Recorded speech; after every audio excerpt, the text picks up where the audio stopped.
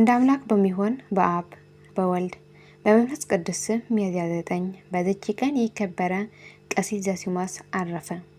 ይህም ጻድቅ ከፍልስጤም ሰዎች ወገን ነው። ወላጆቹ ደጋጎች ክርስቲያኖች ናቸው። ይህ ጻድቅ በወለዱት ጊዜ 5 ዓመት አሳደጉት። ከዚያም የቤተ ክርስቲያን ትምህርት የሃይማኖትንም ምስጢር ሕግና ስርዓቱ እያስተማረ እንዲያሳድጉ ለአንድ ሽማግሌ መምህር ሰጡት።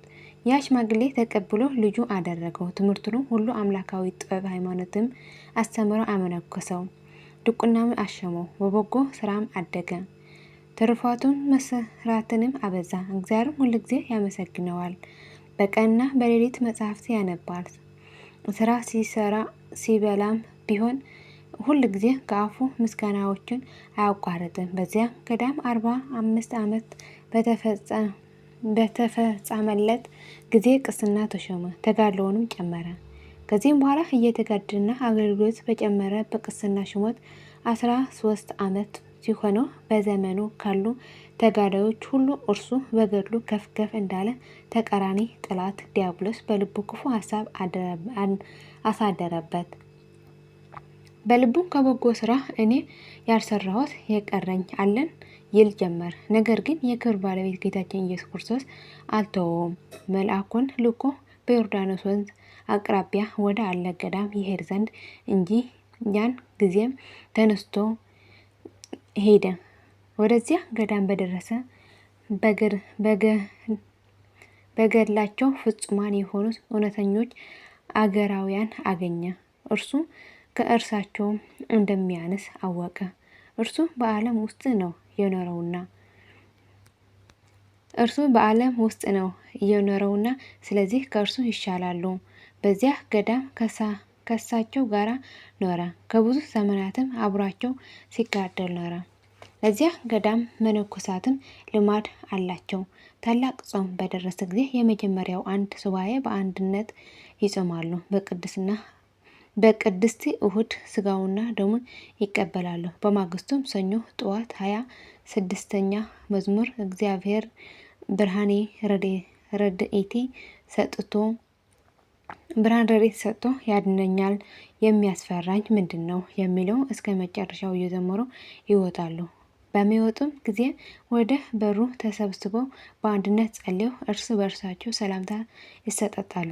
የገዳሙ አበምኔትም ይባረካቸዋል። ከዚያም በኋላ በእያንዳንዱ ወደ በረሃ ይበተናሉ። አንዱ ባልንጀራው ያየ እንደሆነ እንዳያየው ወደ ሌላ ቦታ ይሄዳል።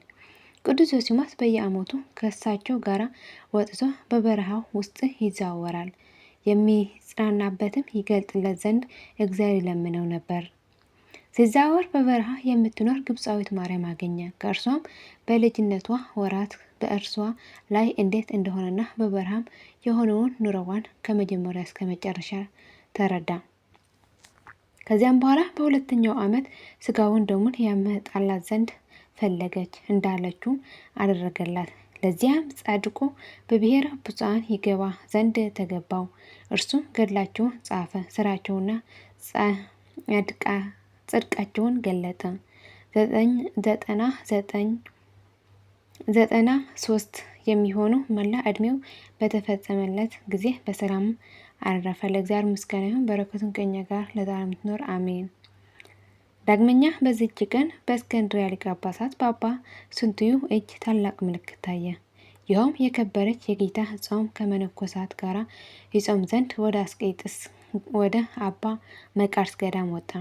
ሰሙነ ሕማማትም በሆነ ጊዜ ገዳማቱና አድባራቱን ሊዘርፍና ሊማርኩ የአረብ እስላሞች ተሰበሰቡ። በቤተ ክርስቲያኒቱ በስተ ምስራቅ ሰዎችም ይገድሉ ዘንድ ሰይፎቻቸው መዘዘው በእጃቸው ይዘው በዕለት ላይ ቆሙ። ኤጲስቆጶሳትና መነኮሳትም ወደ አባ ስንትዮ ተሰብስበው ከአረብ እስላሞች እንዴት እንደሆነ ነገረው። ከዚያ ገለል እንዲሉ ለመኑት። የከበረ አባ ስንትዮ ጌታችን የደቀ መዛሙርቱን እግራቸው አጥቦ አዲስ ስርዓት የሰራበት የፋሲካ ፍስሐ በዓል ሳይፈጸም እኔ ከዚህ አልለይም አላቸው። እነዚህ እስላሞች እየደነፉ ጩኸታቸው ተጨመረ። አባ ስንቴም የወገኖቹን ድንጋጤ ባየ ጊዜ በላዩ የመስቀል ምልክት ያለበትን በትሩን ይዞ ከእግዚአብሔር ወገኖች ጋር ብሞት ይሻለኛል እያለ ወደ እነርሱ ሊወጣ ተነሳ። ቤተ ቅቡሳትም እንዳይወጣ ያዙት። እርሱ ግን ልባቸውን በማጽናናት አረጋጋቸውና ወደ አረብ እስላሞች ወጣ።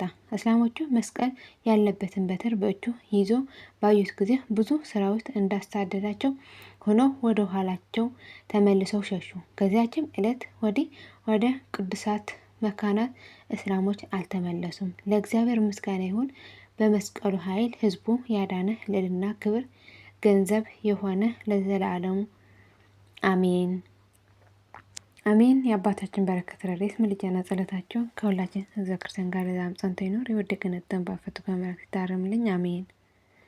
አቡነ ዘበሰማያት ይትቀደስ ስምከ ትምጻእ መንግሥትከ ወይኩን ፈቃድከ በከመ በሰማይ ከማሁ በምድር ሲሳየነ ዘለለዕለትነ ሀበነ ዮም ኅድግ ለነ አበሳየነ ወጌጋየነ ከመ ንሕነኒ ንኅድግ ለዘአበሰ ለነ ኢታብአነ እግዚኦ ውስተ መንሱት አላ አድኅነነ ወባልሐነ እምኩሉ ኪያት መዚአከ ይእቲ መንግሥተ ኃይለ ወስብሐት በሰላም ቅዱስ ገብርኤል መልአኩ እግዚእትየ ማርያም ሰላም ለኪ ድንግል ኄናኪ ወድንግል በሥጋኪ እም እግዚአብሔር ጸባኦት አምላኪ ብሩክት አንቲ እምአንስት ወብሩክ ፍሬ ከርሥኪ ተፈሥሒ ፍሥሕት ኦ ምልዕተ ጸጋ እግዚአብሔር ምስሌኪ ጸአሎ ጸልዪ ምሕረተ ወሰላም አፍቅሮ ልክ ኢየሱስ ክርስቶስ ከመ ይስረን ኃጣውኢነ ለዓለሙ ዓለም ለዘላለሙ አሜን።